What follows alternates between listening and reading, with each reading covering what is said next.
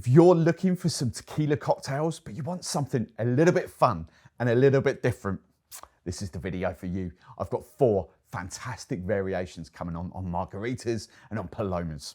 Let's dive in. So first up, we've got one of my favorite tequila variations, and it's a mango and chili margarita. I just think those flavors work so well together.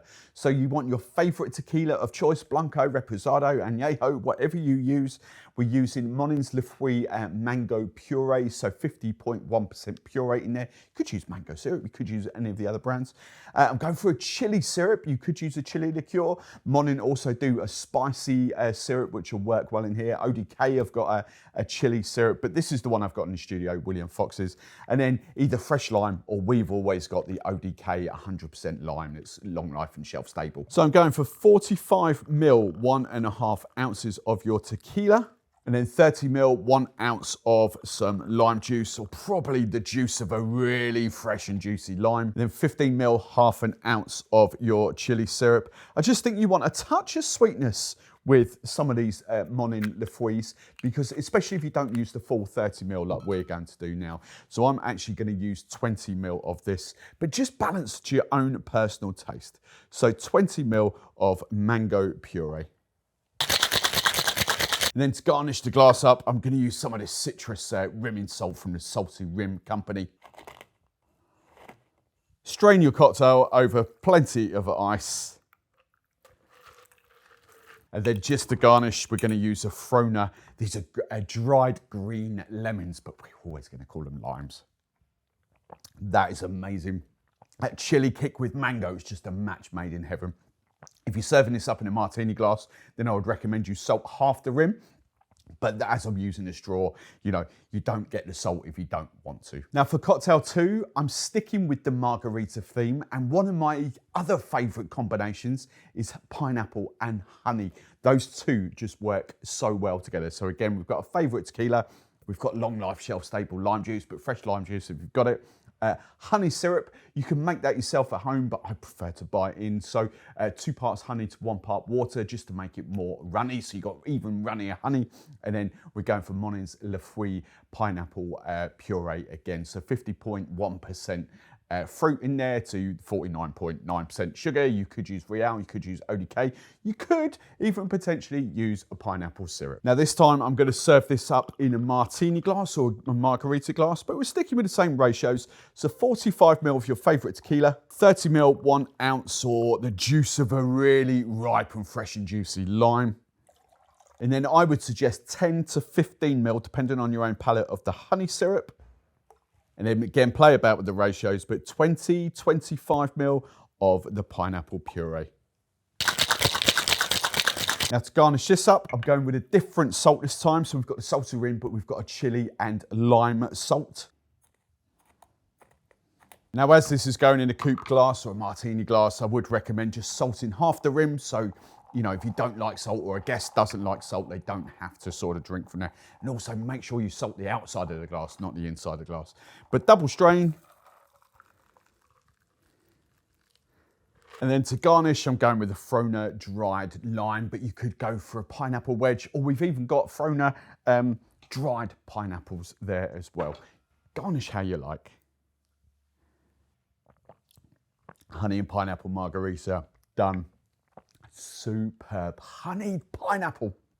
Oh, that's good. Then for the third cocktail, we're now going to switch our attention to the Paloma. The Paloma is essentially tequila and grapefruit lengthened out soda. There are various ways you can make this. You could go tequila and a pink grapefruit soda. Think Fever Tree do a pink grapefruit soda. Ting, if you can get it. Ting do a normal grapefruit soda, but they also do a pink one if you can actually get it.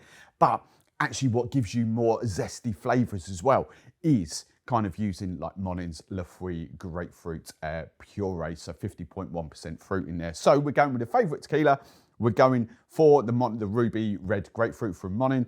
I'm going to balance that out with a little bit of coconut. So we've got a coconut Paloma going on, and then just some soda water. And then of course, not forgetting your lime. Lime and tequila just goes hand in hand. So again, 45 ml, 1.5 ounces of your favorite tequila, and then 30 ml, 1 ounce, or as I keep saying, a really juicy fresh lime. A whole lime should just give you the same, but 30 ml, 1 ounce of lime juice. And then adjust to your own palate with the coconut syrup, 10 to 15 ml of that. And then the same for the grapefruit, adjust to your own taste. If you haven't got that coconut syrup in there, if you're just gonna use this, then I would suggest 30 ml. But as I've already got a little bit of sweetness in there, 20 ml, maybe 25 ml. Just play about, have a little play.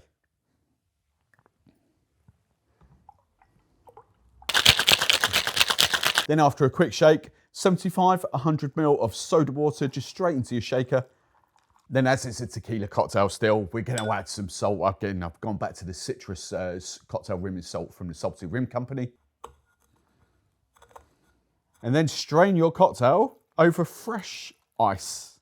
And then garnish again would traditionally be like a wedge of grapefruit, but again, dried limes. We've always got them, they're easy, they're always at hand, never go off, long life, shelf stable. Coconut Paloma. Oh, that is delicious. Subtle sweetness of the coconut really balances the zesty, sort of sharp tanginess of the grapefruit. That's stunning. Now for your fourth and final piece of inspiration, I'm going for a tequila and passion fruit and a few other flavors, but it's a spritz, a build in the glass spritz. So ingredients, your tequila of choice, your lime juice, as I've said many times, fresh lime juice or long life shelf stable. Then the two syrups I'm going to use are from Real. We've got the vanilla syrup and I'm going for a passion fruit sort of syrup, slightly higher fruit content than like a Monin syrup, but slightly less than a puree. So hence they're called infused puree syrups, if you like. We're going for a passion, just for purely effect, the pulp of half a passion fruit. And then traditionally, spritzes Prosecco.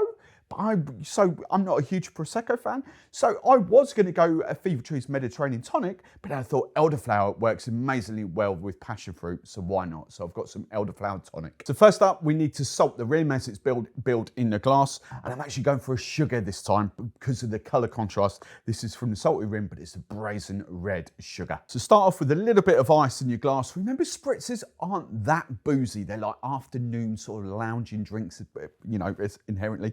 So we're going for 30 ml, 1 ounce of your tequila of choice. Just a touch of lime this time to balance out. 15 ml, half an ounce of lime juice. Now for the Real passion fruit syrup or puree, I'm going for 20 ml.